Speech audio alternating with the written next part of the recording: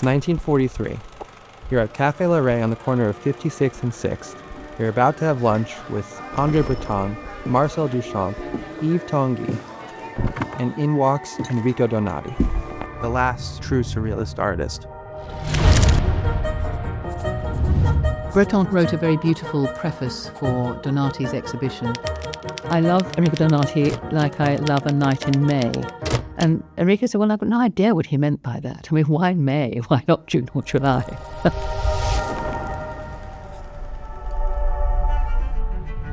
Donati was one of many people who had to leave Europe. They formed a community in New York.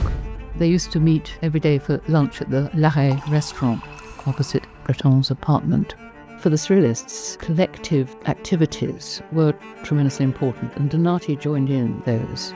What makes this collection so special is you have this glimpse into the world of surrealism. You better understand the totality of their influences. In this case, artists like Alexander Calder, Yves Tanguy, Victor Bronner, or whether it's titans of their field like Kandinsky, like Picasso, whose ideas served as the foundation for the ideas that they idolized in many ways, or even looking further back to some of these first cultures. Enrico Donati, his introduction to surrealism was really quite by chance. He had an exhibition in 1943, and Leonardo Venturi, the art historian, saw the exhibition and thought, there's something here that's really got a tremendous affinity with surrealism. And so he gave him a note to take to Breton. And Breton visited his studio and said, yes, wonderful, I want to write about you. So that was how it began. When Donati really became part of that group, he developed very close friendships, particularly with Marcel Duchamp. He was the collaborator on some of Duchamp's best-known projects. The most extraordinary one, though, was the cover of the big post-war exhibition that the Surrealists held in Paris in 1947. Duchamp decided that the catalogue should have a breast on the cover. Duchamp left him with a rather rough plaster model of a breast and said, I need 999 of these. Donati found a company that made false bosoms, and he ordered. And Donati took a little pink pencil and he drew a nickel on them. And then he decided that he would frame the breast with black velvet. He held it out to Marcel Duchamp and said, please touch. And Duchamp said, Rien de toucher. And that is now the title of this work. There are several copies, and they were extremely rare now, very, very precious. This the Tanguy was a gift to Donati, and this is often the way that collections were built up, that artists would give each other their own works. And Tanguy gave him one of his most beautiful landscapes.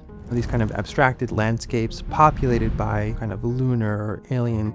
They almost have a kind of a personality about them. This is the quintessential biomorphic abstraction that we see come out of the Surrealist movement. There's a precision that connects the two artists and that they would have admired in each other. Picasso's 1909 Harlequin is the jewel of the collection. That depict the Harlequin, which was this incredibly important subject to Picasso. Street performers living on the fringes of society. All of Donati's career, Picasso is a titanic figure. To have this kinship with looking at the same source material, being inspired by intuitive nature of their artistic practice, that's exactly what the Surrealists and Enrico Donati sought to achieve in their own art. In this Kandinsky painting, the internal rhythms, the sort of harmony, the way that all of the different forms interact with each other, coupled with the color palette, creates harmony. And that's what Kandinsky was after. He had the idea that the artist was digging into something else to explore aspects of their self, which is difficult to gain access to. When you look at Donati's work, you can see that the influence of Kandinsky is very obvious. Donati's collection of non-Western art is an incredible time capsule from this period of intense interest in new kinds of artwork. Non-Western art influenced the Surrealists in terms of formal possibilities, where you have sculptures mixing human and animal forms, but also the idea that an artwork can be a gateway to a spirit world. And I think Donati, by surrounding himself with these artworks, was drawing energy from that type of experience. I'm beginning to regret more and more that I never actually met him, but I do know that he was very, very funny. He has endless stories about his time with the Surrealists in New York. While surrealism today is this global phenomenon and it seems to permeate every aspect of culture generally, at the time it was something that was insular. There were close friendships, romantic relationships, and their influence just kind of ping-pong back and forth. So artists like Marcel Duchamp, he's now having lunch with Enrico Donati on a weekly basis. Right here in New York City, the baton is being passed.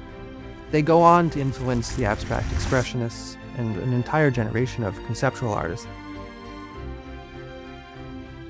Everything that comes subsequent can be traced right back to this big bang that happens in the cafés of New York City. And it's artists like Enrico and Del Donati who are the conduits for that, not only through the art that they make, but through the expression that is collecting, the world that they built right inside their own home. This is the collection of a true surrealist artist. I think that this will be the last time we'll ever get to see a collection come straight out of their home, just as they lived with it.